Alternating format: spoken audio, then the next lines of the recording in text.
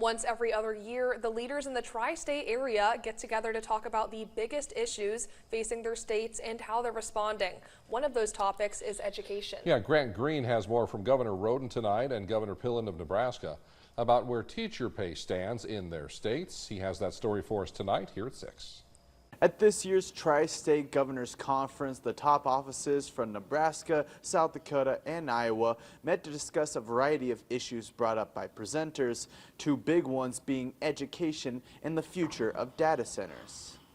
Earlier this year, the South Dakota Education Association expressed concern about schools only receiving a 1.25% increase in funding, fearing teachers would lose purchasing power. Governor Rhoden says funding varies year to year. If you took the last, I think, 5 years, or the last 5 consecutive years, and totaled the increases that we had provided for education and teacher salaries in those years, we still outpaced inflation by several percent. Governor Jim Pillen says teacher pay would increase faster if there was less red tape for states like Nebraska and South Dakota. I'm a big advocate to do away with the federal government within